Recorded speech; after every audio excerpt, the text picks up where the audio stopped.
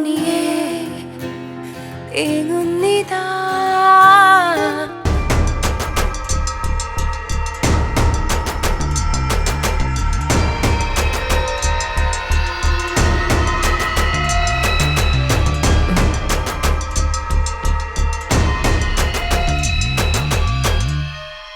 ഇതെവിടെ പോയി നാശം?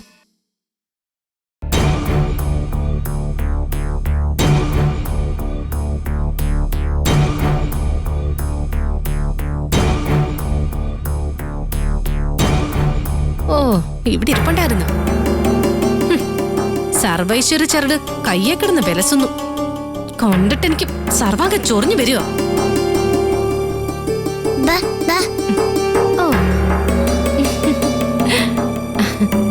തുമ്പിക്കുട്ടി, എന്തെടുക്ക? വരയ്ക്ക? ഇതാര് വരച്ചതാ? ഇതാരുടെയാ? തുമ്പിയുടെയാ? തുമ്പിയുടെ? ഇതാരാ വരച്ചേ? ഇതാരുടെ പാവയാ? പറയടാ, ഇതാരുടെ പാവയാ? ആ, ഇതാരുടെയാ? ഇതാരുടെ പടവാ? ആ, ഹായ്. അപ്പൊ ഇതോ? ഈയടാ, നോക്കട്ടെ നോക്കട്ടെ. എന്നെ തഴിച്ചു കഴിഞ്ഞിട്ടേ ഉള്ളു കാര്യം. ആ, നോക്കട്ടെ, ചെറിയ കാണിച്ച് നോക്കട്ടെ. ആ, ഇങ്ങോട്ട് താ, നല്ലപോലെ കെട്ടിത്തരാം. താ. ആ, നല്ല കുട്ടി കേട്ടോ. ഇങ്ങോട്ട് കാണിച്ചേ. ഇത് പിടിക്കട്ടെ. അയ്യോ, അവിടെ നിക്ക് കുട്ടി, പോലെ.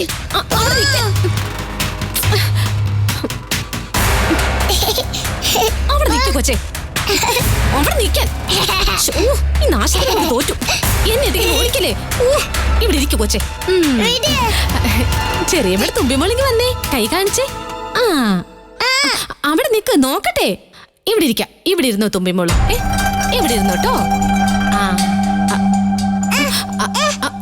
നല്ലപോലെ കെട്ടിത്തരാം. കൈ കാണിച്ചേ.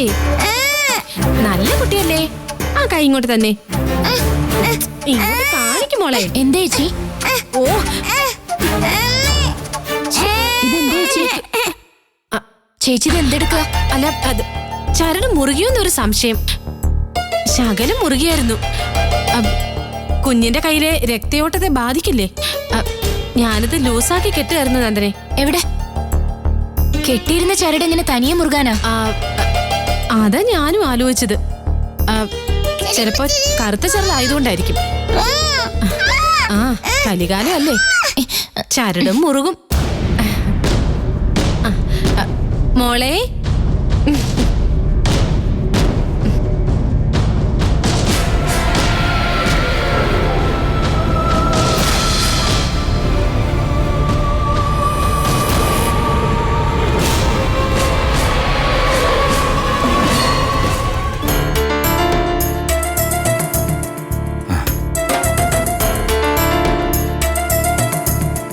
ഇതെന്താ? ചെമ്പരിക്കൽ കുടുംബസ്വത്തിന്റെ പ്രമാണം. അച്ഛൻ മരിക്കാൻ നേരം അത് എന്നെ ഏൽപ്പിച്ചു. ഞാനത് നിനക്ക് തരുന്നു. ഞാൻ അച്ഛനോട് ചോദിച്ചോ? ചില കാര്യങ്ങൾ ചോദിക്കുന്നതിന് മുമ്പ് അറിഞ്ഞു ചെയ്യണം. വീട് പണി നടക്കുന്നതുകൊണ്ട് രൊക്കം കാശായിട്ട് എടുക്കാൻ പ്രഭാകരന്റെ തികയില്ല. അതാ ആധാരം തരുന്നത്. ഇത് ഈട് വെച്ച് എത്ര ലക്ഷം രൂപ വേണമെങ്കിലും എടുക്കാം. പറഞ്ഞാ മതി. ഏത് ബാങ്കിലാണെന്ന് വെച്ചാ ഞാൻ വന്ന് ഒപ്പിട്ട് തരാം. താമസിക്കുന്ന വീട് വിലക്ക് വാങ്ങിക്കാൻ പോകുന്ന വിവരം ആര്യ എന്നെ വിളിച്ച് പറഞ്ഞല്ലോ. അത് പ്രഭാകരനെ അറിയിക്കാൻ വേണ്ടിയാണെന്നുള്ളത് എനിക്ക് മനസ്സിലായി. ഞാൻ അപ്പോഴേ ഇയാളോട് പറയുകയും ചെയ്തു. ചെമ്പരിക്കൽ നിന്നും ഒന്നും ഞങ്ങൾക്ക് വേണ്ട. 2 മാവ് മാത്രം ബാക്കി നിർത്തിയാൽ മതി. ഒന്നെനിക്കും ഒന്ന് നിന്റെ അമ്മയ്ക്കും. വാങ്ങിക്കൂ.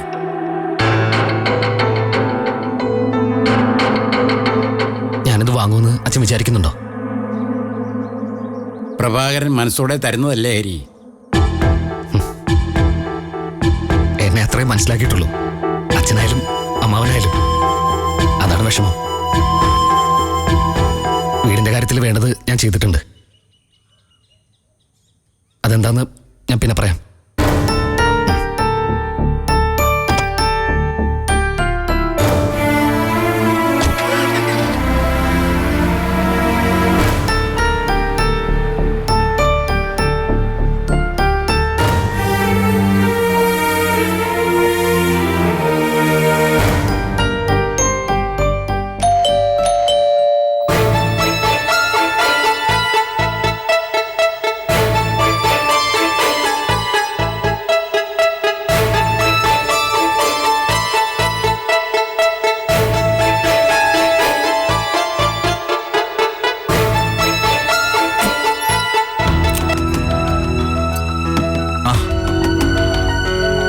മനീഷേ, നീ എന്താ പതിവില്ലാതെ ഇങ്ങോട്ട് വന്നത്?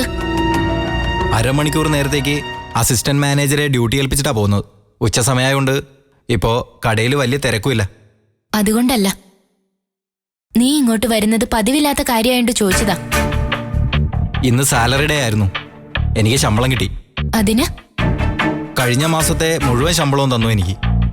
അതിനെന്താ കുഴപ്പം? അമ്മയ്ക്ക് ലൈലക്കും കൊടുക്കാനായി ഞാൻ 4 സാരി എടുത്തില്ലേ ചേച്ചി. അതിന്റെ വില ഈടാക്കിയിട്ടില്ല. ഓ, അതാണോ ഞാൻ പറഞ്ഞിട്ട് ആ തുക എടുക്കാതിരുന്നത്? മനസ്സിലായി.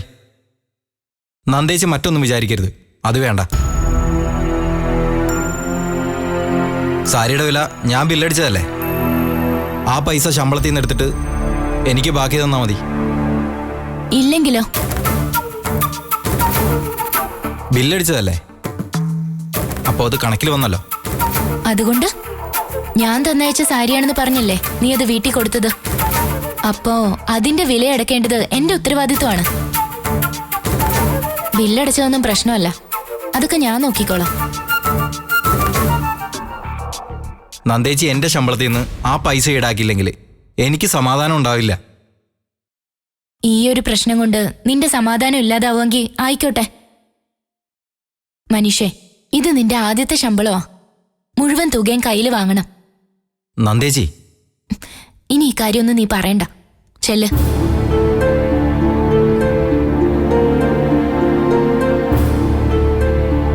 ചെല്ലു മനീഷേ.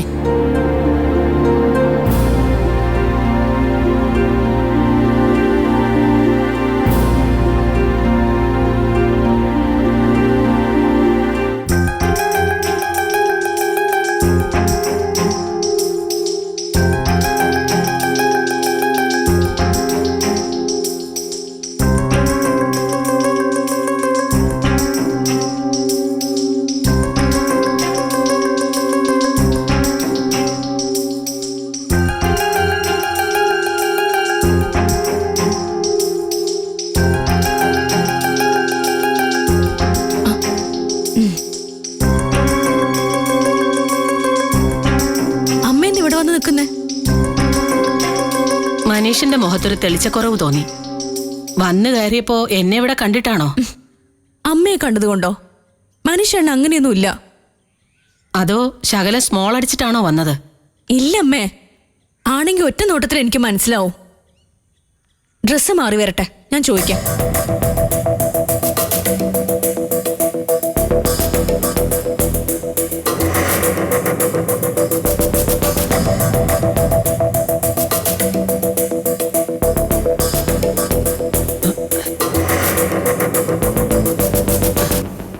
ദാ വരുന്നുണ്ട്, ചോദിക്കാനൊന്നും പോണ്ട.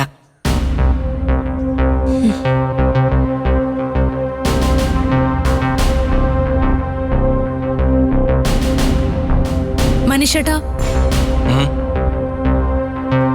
അമ്മയ്ക്കൊരു സംശയം. ലൈലേ, വേണ്ട.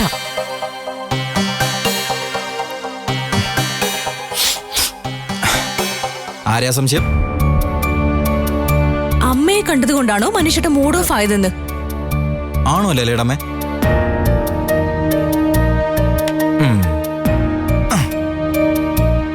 എങ്കിലേ ഇപ്പൊ സംശയം എനിക്കാ.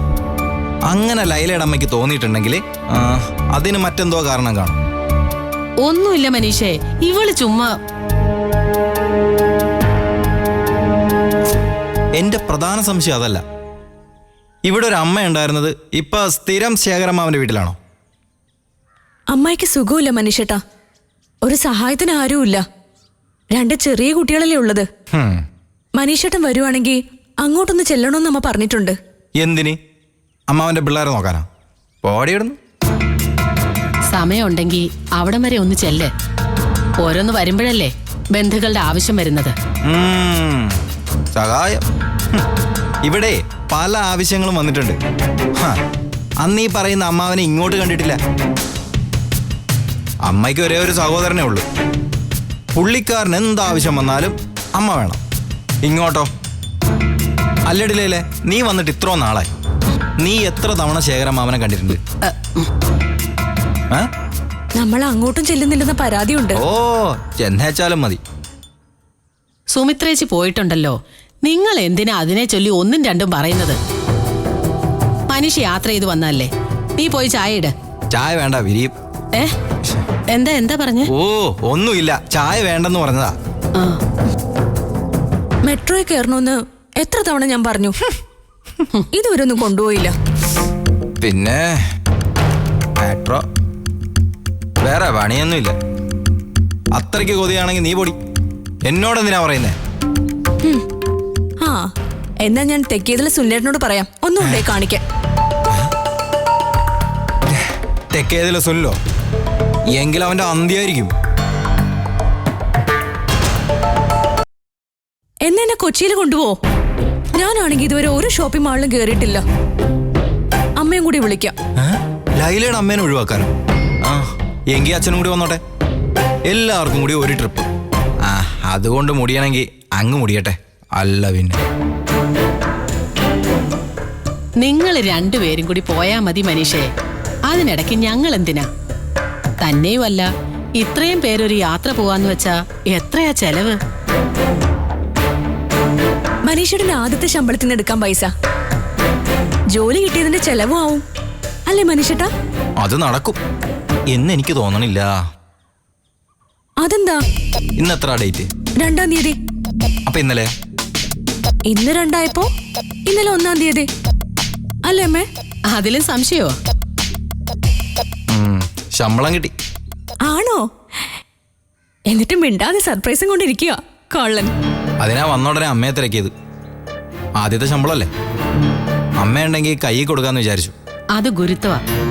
അങ്ങനെ തന്നെ വേണം. ആ പൈസ കൈകൊണ്ട് വാങ്ങിക്കുമ്പോ സുമിത്രേച്ചിക്ക് എന്തായിരിക്കും സന്തോഷം? സന്തോഷം ഉണ്ടാവും എന്നും തോന്നണില്ല. അതെന്താ? ആ, അതങ്ങനെ. നീ അകത്തോട്ടില്ലേ? എന്റെ പാൻസിന്റെ പോക്കറ്റിലുണ്ട് ശമ്പളം കിട്ടിയ എന്റെ പൈസ. ചെന്ന് നോക്ക്. ആ, നോക്കിട്ട് വാടി.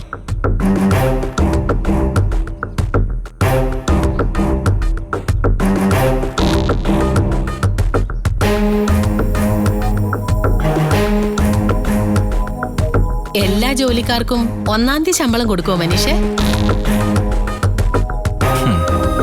കൊടുക്കുവന്നോ? അതൊക്കെ കൃത്യാലയിലടമേ കീറ് കൃത്യം. കിട്ടുന്ന പൈസ സൂക്ഷിച്ചു വെക്കണം. കയ്യിൽ അത്യാവശ്യത്തിന് കാശില്ലാതെ വന്നാലുള്ള ബുദ്ധിമുട്ട് ഞാൻ പറയാതെ അറിയാലോ. അറിയാ. മനീഷേട്ടാ, ഇതെന്താ മനീഷേട്ടാ ഇങ്ങനെ? അത് തന്നെ എന്റെയും ചോദ്യം. അതെന്താ അങ്ങനെ?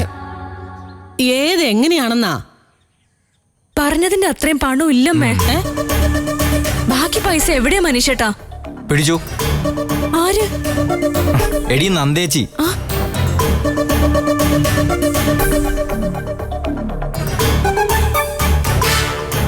നിനക്ക് 2 സാരി, അമ്മയ്ക്കും 2 സാരി, മൊത്തം 4 സാരി. അതിന്റെ വില ഈടാക്കിയിട്ടേ ബാക്കി ശമ്പളമായിട്ട് തന്നുള്ളൂ. അതും കടിഞ്ഞൂൽ ശമ്പളം. കണക്ക് നോക്കുന്നവർക്ക് തെറ്റിയതായിരിക്കും. അല്ല, മാനേജിംഗ് പാർട്ണർ നന്ദന ഉദയവർമ്മ പറഞ്ഞിട്ടാണ് ശമ്പളത്തിൽ നിന്ന് സാരിയുടെ വില ഈടാക്കിയത്. ചീഫ് അക്കൗണ്ടന്റിനോട് ഞാൻ ചോദിച്ചു. എനിക്ക് വിശ്വസിക്കാൻ വയ്യ. നന്ദേച്ചി അങ്ങനെ ചെയ്യോ? ചെയ്യും.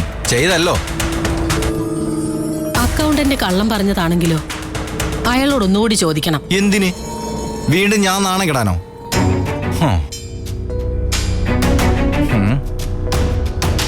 ഞാൻ പറഞ്ഞിട്ടല്ല നാത്തൂനും അമ്മയ്ക്കും സാരി തന്നത്. എന്നിട്ട് അതിന്റെ വില എന്റെ ശമ്പളത്തിൽ നിന്ന് തന്നെ കുറച്ചിരിക്കുന്നു. ഓ, ഭയങ്കര അടിയായി പോയി ലൈലയുടെ അമ്മേ, ഭയങ്കര അടിയായി പോയി. ഓരോ മാസം ശമ്പളം കിട്ടുമ്പോ ഓരോ ഗ്രാം സ്വർണത്തിനുള്ള പൈസ മാറ്റി വെക്കണം എന്നൊക്കെ ഞാൻ വിചാരിച്ചതാ.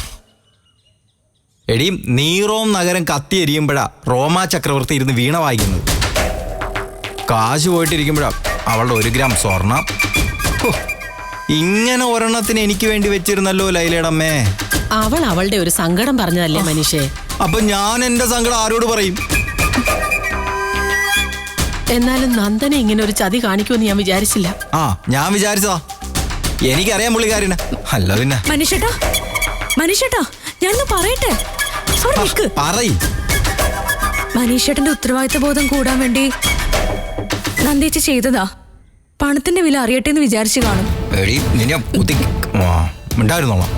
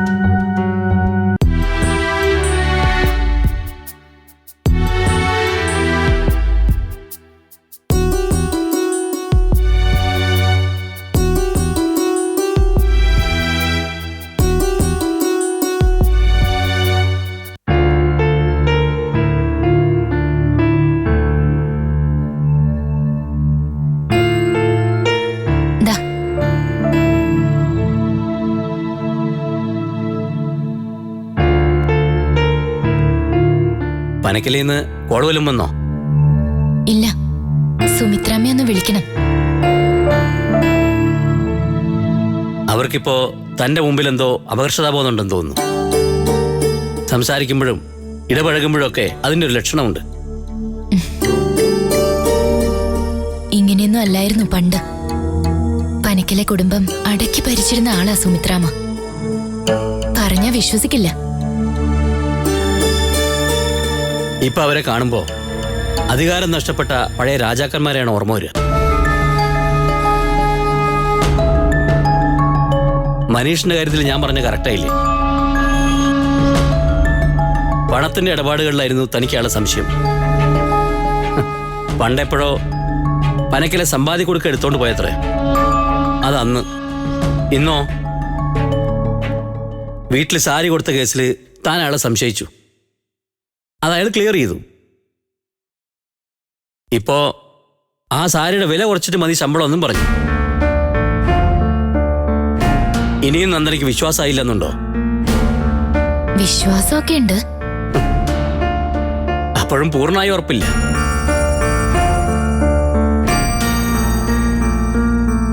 അതെ, മഹാസാഹിത്യകാരനൊന്നല്ലെങ്കിലും ഒരു നാടക എഴുത്തുകാരനാ ഞാൻ. പല മനുഷ്യരെ നിരീക്ഷിച്ചിട്ടാണ് കഥാപാത്രങ്ങളെ സൃഷ്ടിക്കുന്നത്. ആ ഒരു അനുഭവം കൊണ്ട് ഒരാൾ എങ്ങനെയാണെന്നും എന്താണ് അയാളെന്നും ഏറെക്കുറെ മനസ്സിലാക്കാൻ കഴിയും. ആ എക്സ്പീരിയൻസ് വെച്ചിട്ടാണ് മനീഷിന്റെ കാര്യത്തിൽ ഞാൻ ചില നിഗമനങ്ങൾ നടത്തിയത്. അതിനെ ശരിവയ്ക്കുന്ന നടപടികളാണ് അയാളുടെ ഭാഗത്തുനിന്നുണ്ടായത്. എന്നിട്ടും തനിക്ക് അംഗീകരിച്ചു തരാൻ വയ്യ. ഇതൊരു തരം കോംപ്ലക്സ് ആണ് മാഡം. ഇതിനെന്ത് പേരിടണം? തൽക്കാലം ഒരു പേരും ഇടണ്ട. നിരീക്ഷണങ്ങൾ ശരിയായിരുന്നു. എനിക്ക് മനീഷിനെ വിശ്വാസവുമാണ്. പോരെ? അതിന് വാശി എന്തിന്? വിശ്വാസം ഉണ്ടെങ്കിൽ കൂടുതൽ ഉത്തരവാദിത്തങ്ങൾ അയാളെ ഏൽപ്പിച്ചു കൊടുക്കുകയാണ് വേണ്ടത്. മനീഷിനും നമുക്കും അത് നല്ലതാണ്. എന്താ? ഞാൻ സുമിത്രാമ്മയായിട്ടൊന്ന് ആലോചിക്കട്ടെ. ഞാൻ ഉഴപ്പിയതല്ല, ആലോചിച്ചിട്ട് ചെയ്യാം. നന്ദന, അമിതമായ പരിഗണനകൾ പോലെ അതിര് കടന്ന അവഗണനകളും ശരിയല്ല. ഒരാൾ അർഹിക്കുന്ന നേട്ടം അയാളുടേതല്ലാത്ത കാരണങ്ങൾ കൊണ്ട് അയാൾക്ക് കിട്ടാതെ പോകരുത്. നന്ദനയുടെ പ്രശ്നം ഞാൻ പറയാം. മനീഷ് തൻ്റെ അനിയനാണ്. അയാളുടെ ജോലിയുടെ വിഷയത്തിൽ കൂടുതലായി പരിഗണിച്ചാൽ അതൊരു അലിഗേഷനായി തീരുമെന്ന് നന്ദന ഭയപ്പെടുന്നു.